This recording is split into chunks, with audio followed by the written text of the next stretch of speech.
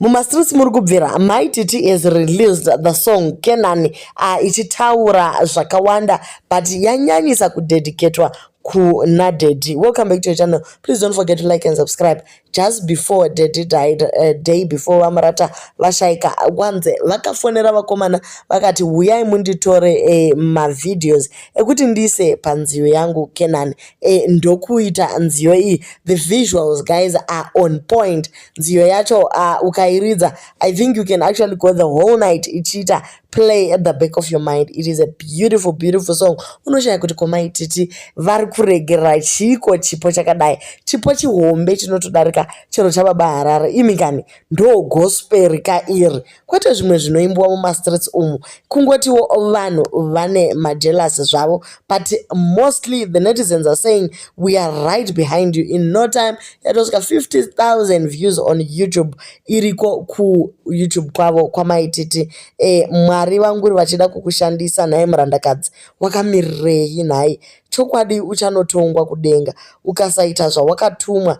Mwari vakakupa chipo chekuparidza muchechi nechekuimba. Basa rako nderekuunza why mudanga hausi kuzviona here? Ndo zviri kubva mumastreets guys. Manetizens achiti pane mharidzo yavaisa pasong iyi vachitaura kuti kuKenan kuchange kwakanaka, hakuna kushoropodzana, hakuna kukompeyana, hakuna competition, hakuna kuzvidzana, kuchange kuine rudo nemufaro bedzi bedzi, kusina zvese zviri kuitika mumasocial streets izvi.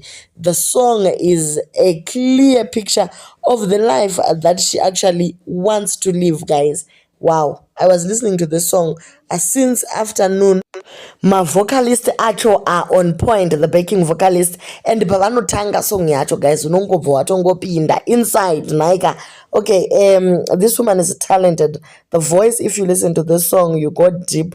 Katinyaradzo itese takarasikirwa navabereki, brothers and sisters, and may the Lord comfort us all. Manetizens akawanda vatoratidza kubatikana because yabva yangovafungidza vanhu vese vakashaika. Guys, takashaikirwa kumasoroku tabva tangohwa kungoti wow, tichasangana kuKenan nehama dzedu. So the half of the song she's doing the vocals, the singing and all, and then the last half of the song vari kuparidza guys. You can actually see kuti mudzimai ane zodzo, vataura zvakawanda mumharidzo yavo iyoyo, and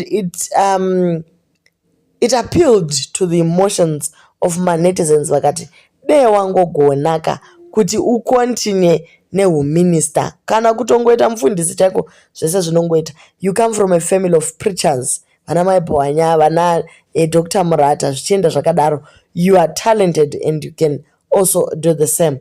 As your song is spine-chilling and movingly beautiful, your voice starts as a well and transformed into almost existential pop, untapped talent. This song must be sold in pharmacies because utori mushonga kuma broken hearts. Wow guys, those zviri kubuda mumastreets. Your voice, we will learn to live without them.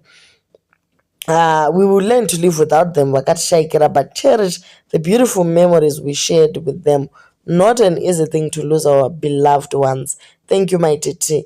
This song really gives me hope kuti nerimwe ramazuva guys tichanosangana nehama dzedu kuKenan. It is not easy kuluza mubereki, but anyway Kenan is promised.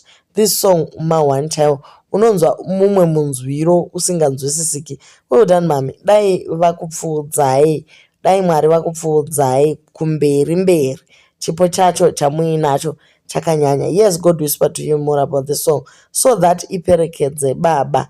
What a nice song, because mama toudzwa nemweya mutsvene kuti baba vari kuenda kuKenan nguva yavo yange yave pedyo. I love the song and the message. Wow guys, so mumapharmacies zinogona kutongopinda vanhu vakatorapika zvikatofamba zvakanaka. She is very powerful guys. If you listen to the song wese ukatototi kana utori team iPhone kandopa unyatso understanda obva wati tama headphones ako wotanga kutonyatsonzwa. Aiwa, chero paspeaker inobuda zviri sweet, inotobuda zviri sweet. Asika hatingapedzi tisina kutaura kuti Tete Mildred vanzwa sei pavaona mudzimai achisumuka. In no time atova kuma 60,000 views vabva vangoti muzukuru wangu zvimwe ndezvimwe unoimba muchiuno hamo, but kuimba kuchakusvitsa pauvhangeri. Kenani woye, munhu wese hande itinoona kuYouTube. Ndo mashoko atete Mildred vatofara vakati unongoyeruka nawoti Kenani mumusoro woshaya kuti kundabatwa nemweya wei. Pasina dzevarume idzi kanotogona kuimba kakatopedza zvikwereti. Kenani amai, vamwe ndo vari kuti imi mbuya muri munhu akaipa fani. Tiri kunakirwa nemumusiki. Yes, Martin Karija, yes, you think kuti you are giving bad publicity, but actually mese Martin Karija kuti timhanye kuYouTube kunoona nziyo iyi tinyatsonzwisisa tega kuti ari kuti chii. Mukabisa ruvengo mumwoyo menyu, Mwari anokuitirai zvakanaka. Paagona tendai Mwari. Plus munhu mukuru mukazvipira kuna Mwari anokupai madhabhu dhabhu. Pane kuramba muchingoswera muchirwa waita chino. Can't you actually see kuti she is doing zvakanaka? Imi tete Mildred musazviite mutsvene. Zvamunodawo wani mukomana wenyu uya Ben 2 ndo vamwe vari kutaura ipapo. Okay, anogona kuimba, chipo anacho, but Mwari vari kuti uya undishandire, but iye haasi kuda. Ari kuda kuramba achiita zvemasters nekutuka vanhu pano paFacebook. My money, my way, Kenani kani imi woye, ndo mashoko. Kwanzi nziyo iyi ndainzwa iri kunakidzira kure so patine kaukisi kaJudas. Nditete Mildred zvakare vadzoka vachiwedzera vachitemera mari yavo vakati Kenani ndainzwa hangu asi mari yangu ndiri kuida. Vabva vauwedzera nekatsamba tete Mildred vakati ndiye kuna amai chikorombo nemi amai chibhodhoro. Newe ndanyora tsamba iyi ndichikuzivisai kuti baba takaviga zvakanaka chaizvo uye pakadyiwa chaizvo. Ndaive ndakakutarisirai kuti muchasvika. Zvisinei tabura rwiyo runyowani Kenani. Svikaiko kana makundikana tinonosangana ikweyo Kenani. Ndini wenyu murume wanyamavhuvhu midhi.